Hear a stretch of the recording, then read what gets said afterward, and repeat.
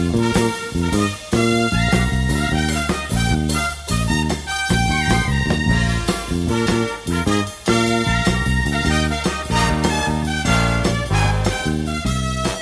morning, Bucknutters. It is Thursday, May 21st, 2020. I am Dan Rubin. This is the Bucknuts Morning 5 and change. If you were listening before we were recording, Steve and I did an entire show already, but I digress. If you have yet to sign up for our text alerts, they are free to all registered members of the sites. You will get all breaking news on there. We also need you to go give us a 5-star review on iTunes if you haven't done so as yet. And we have a 60% off deal going for those who want to join and get a VIP membership. If you had done so, you would have access to people like 24/7 Sports Director of Recruiting, Steve Wiltfong. Steve, how goes it? Good morning, Daniel. Doing great. Excited to be on to talk Ohio State football recruiting as the Buckeyes continue to be in the middle of it for many of the nation's best prospects. The top 247 was updated yesterday with a focus on defense. I would like you to talk about the high riser from Ohio State, Mike Hall. In celebration of the rankings, I went back and looked at his video. I think sometimes when guys commit to Ohio State early on in the process, especially if they're in-state, maybe we lose a little luster on them. Talk about Mike Hall and why you guys moved him up the way you did. Well, as you said, we're kind of doing a deep dive on the defensive position and really digging into the film again and digging into information and digging into analytics. And when I say analytics, digging into weight, heights and weights and productivity of prospects that were drafted, and going back and looking at what they looked like as juniors and seniors in high school, and then comparing those profiles to guys that are currently juniors going to be seniors in high school. And Mike Hall has a profile that says he's going to get drafted very high. When you talk about the measurements he has, and then you turn on the tape and you compare it to tape, he's incredibly quick. His get off the snap, his hands, these are natural abilities that he has too. So he'll continue to progress, as a football player, as anyone does the more years they play. But he just brings some traits to the game when he rolls out of bed that are just natural that other people don't. And then another thing that kind of stands out about Mike Hall is just his age in general. You could easily stick Mike Hall in this 2022 class instead of 2021. He's one of the younger guys in this class, and so with that, you're still saying he's still got even more in the tank on the prep level before he even gets to Ohio State from just a pure maturation standpoint. So Mike Hall seems like one of the no-brainers in this class. And if Ohio State can add Tywone Malone, who even talking to a coach yesterday on the next level, that's not even in the mix for Tywone Malone, saying he's better than what y'all give him credit for. And that's kind of like the way the colleges, like I know the fans get all in a dither and think that there's a bias against their team or whatnot. We're just trying to get it right. I like the way that coach said it yesterday. Tywone Malone's probably a little better than you give him credit for, because we're giving him credit. We think he's 110 or whatever. We have Tywone Malone, but that coach thinks he's better than that. So that was the way he enunciated it. I thought it was funny. But if Ohio State can add those two on the interior with Jack Sawyer and Tunmezi and possibly JT as well, this is a really, really special potential defensive line haul. I'm trying to think of a defensive tackle prospect I like better than Mike Hall in recent memory, and I'm struggling. As 24/7 divided and conquered the release, your deal was the top players that are uncommitted and where they're leaning. Thankfully, it felt like an Ohio State article. Can you touch on the Ohio State points from that piece? Well, JT, I put a crystal ball to Ohio State this week with a 5 confidence rating. I'm never going to log a pick without at least a 5 confidence rating, or I feel like you're still in that foggy era. Now, if I have a young man that's like an 8 or a 9 on the confidence rating and then that changes, I don't mind going to a 1 or a 2 later as recruiting's or recruitments are fluid. But I think Ohio State's in a good spot for JT at this point. I don't know if it's like the exact ideal situation he's looking for. I think if you were to ask them, this is just me speculating, if you were to say, I think he would love to see better defensive line development out in his neck of the woods. And then it would just be easier for him to decide on a school closer to home. But Ohio State player development and what they've done on the field in the win-loss column and in the big games and the big stage that Ohio State plays on, with an opportunity to play for arguably the best defensive line coach in college football, I think that he, would sacrifice distance for that as it stands right now. And so I think it's up to the other schools to prove you can maximize your potential here. And so we'll see if that happens. Emeka Egbuka, Ohio State is my prediction, confidence level 8. I feel really good about it. I feel about as good as you can about where Ohio State stands for Emeka Egbuka without like catching word or catching wind that he's going to go to Ohio State for sure. So that's why I have an 8 in there for Emeka. He's still talking to Washington, of course, Oklahoma and Clemson. So we'll see how his recruitment goes moving forward. But I think that Ohio State's got a comfortable lead for Emeka Egbuka. And then J.C. Latham, I think that one's tight, to be honest, Dan. I mean, I still have my Ohio State pick for the Buckeyes, but Alabama's making a maneuver there. Evan Neal, who played at Bradenton IMG Academy the year before, starts all 13 games as a true freshman at Alabama. I think that link between JC and Evan is helping Alabama, in addition to, when you talk about the defensive line development at Ohio State, and the offensive line development at Alabama right now is second to none. When you're talking about guys getting drafted high year after year after year at that position, it's an attractive place. And then LSU's in the middle of that recruitment. They just won the Joe Moore Award and had a few guys drafted and obviously won the national title. And they've done a good job of having that relationship with JC. And then Oklahoma is another school that I think there's an intrigue level with, and that all offensive linemen should consider Oklahoma when you talk about what they've done with getting guys drafted in a similar fashion to Alabama. And believe it or not, it's been Alabama and Oklahoma, maybe some other schools that have had more draft success as of late than Wisconsin, who would be like the schools a layman would pick which schools developed the best offensive linemen. I think the layman would say Wisconsin, and certainly they've done a great job, and so has Iowa and some of those places. But it's really been Alabama and Oklahoma right now. Should wait for the draft we have coming up when Wyatt Davis and Josh Myers both possibly get picked in the first round. I think they're going to be the first guard and first center off the board. They'll certainly help recruiting.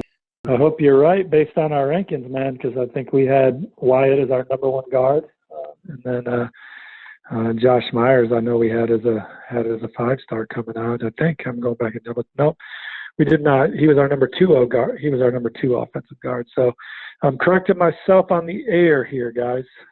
The idea of Mike Cahal, Jack Sawyer, and JT Tuimoloau with Tunmisi Adelaide and possibly Taiwan Malone in the same class is just borderline insane. We are going to take a quick break, come back, and hit some of the Q&A submissions you guys gave us. We are back. Once again, Dave Biddle and I will be putting up a thread before every BM5 asking for your questions so we can make sure to hit on the topics you want to talk about with our guests. We will begin today with Ebron84. Steve, do you think Hudson Wolf, the tight end prospect from, is it Kentucky or it's Tennessee? I always get Kentucky. He's from Tennessee. Yep, I get those states confused often. Does he have a chance at getting a 4-star when the rankings update comes in June? By the way, Recruitniks, these updates will come the 3rd Wednesday of every month. Do you think Hudson Wolf has a chance to get a 4th star when the rankings update comes in June? It seems like he's been valued by a lot of schools.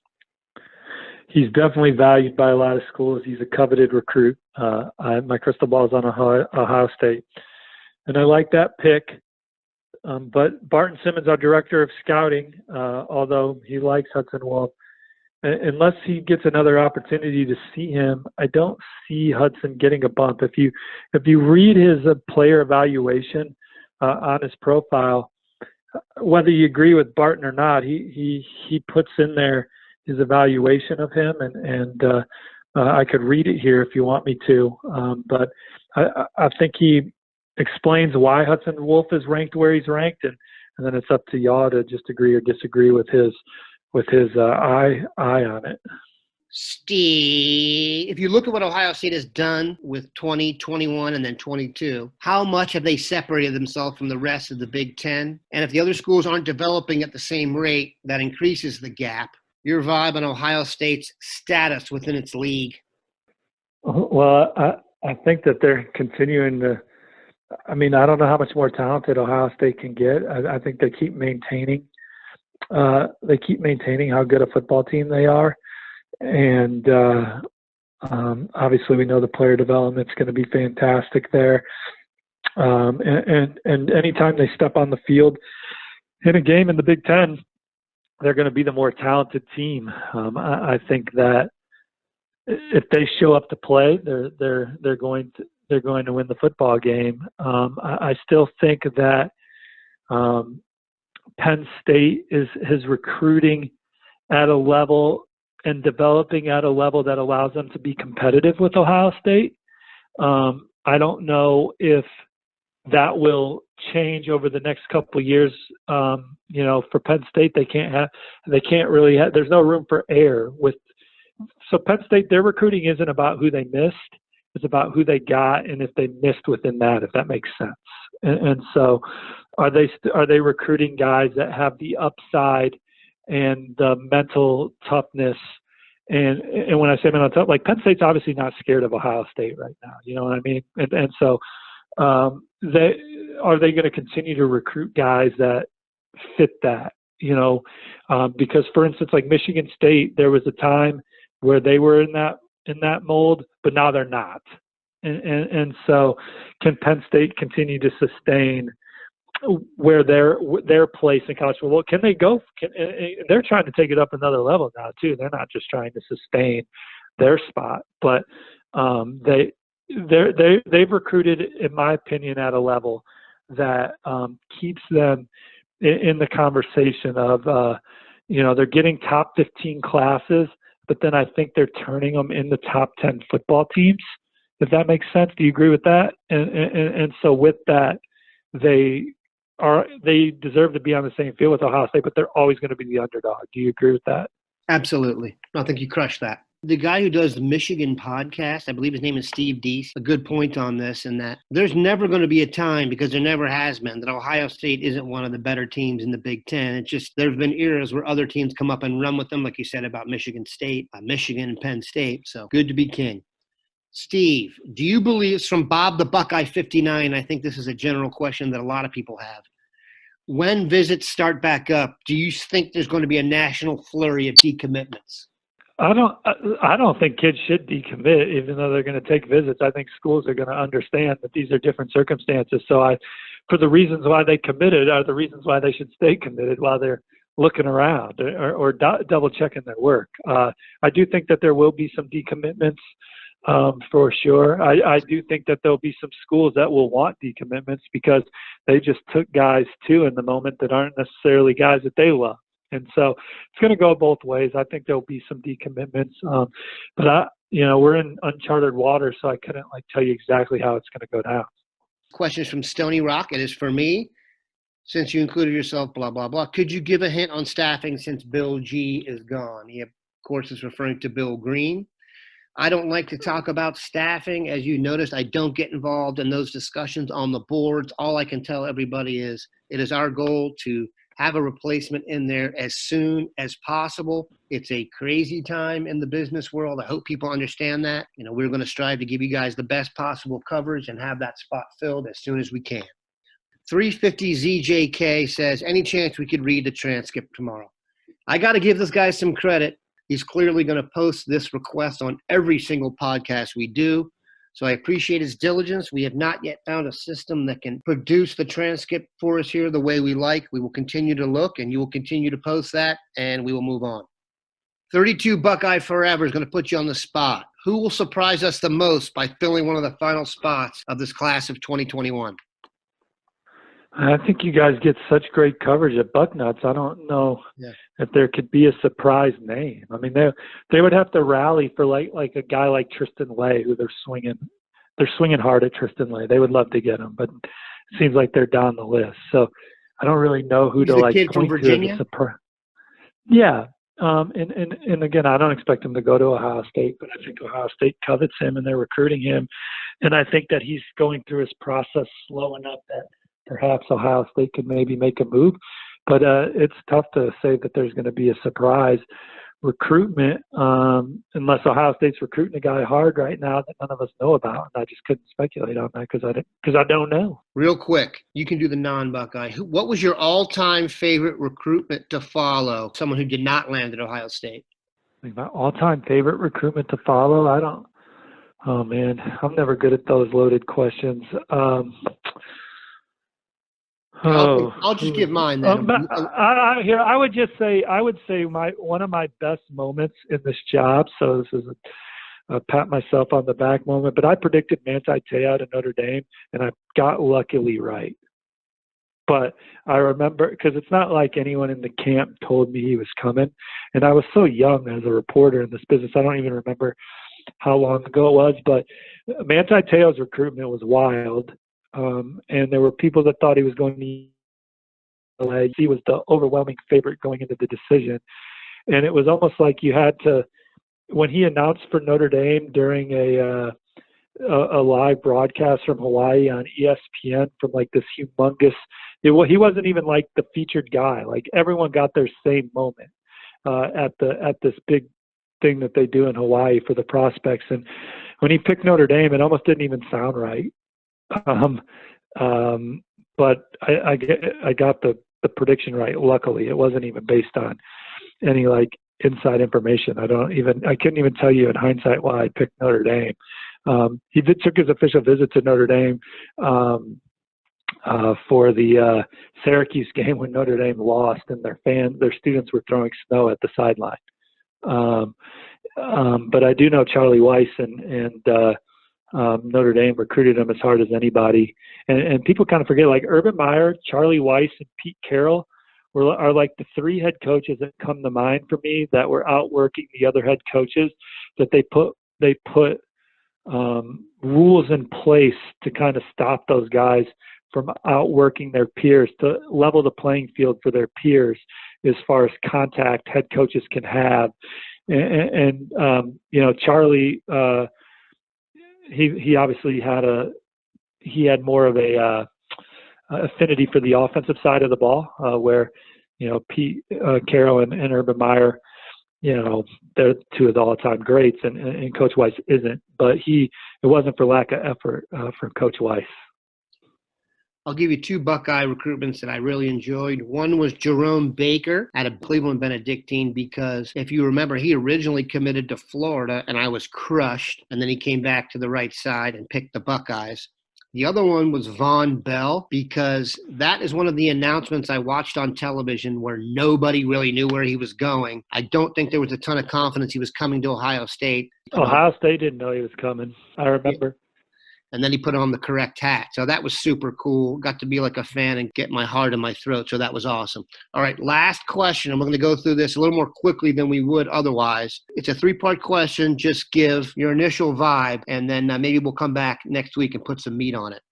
Who is a better quarterback prospect, C.J. Stroud or Kyle McCord? Well, I would go with C.J. Stroud. C.J. Stroud, I ranked as like the number 4 player, number 6 player in my own personal rankings. Obviously I gave him a higher bump because he's a quarterback, and then I also believe that Ryan Day and Ohio State will get the best out of him. I like Kyle McCord. I just don't see him in the same way that I see C.J. Stroud. Better offensive line prospect, Paris Johnson or J.C. Latham? I would give the slight edge to Paris Johnson, but there are some college coaches that'll tell you that, I shouldn't say some. One college coach yesterday said that J.C. Latham is the best offensive line prospect he's seen in the last 5 years. So that would include Paris Johnson, obviously. And then I know that J.C. Latham is a guy that's at like the very top of several boards, regardless of position. I don't know if Paris Johnson ever was that with guys like Brian Brzee and and some of those cats running around last cycle. Better defensive line prospect, Jack Sawyer or Nick Bosa? I think we talked about this last week. It's almost not fair for Jack, who's a good prospect, and hindsight being 2020 on Bosa. I mean, Bosa was 260 pounds in high school and just kind of a freak. I mean, it's not fair to ask that.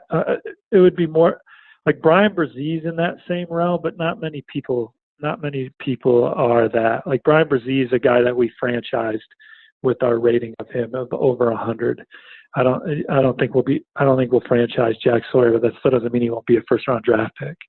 So we started hearing about Nick Bosa earlier than almost any other recruit ever because Joey was en route and because of his legacy status, his uncle being Eric Kummerow, his father, John Bosa, was a New Englander that was picked in the first round out of Boston College. I do remember the St. Thomas Aquinas football coach, and by the way, we all know the list of players that have come out of there. He said Nick was the best football player he'd ever coached in high school. And he said that, first of all, football coaches don't like to come out and say stuff like that.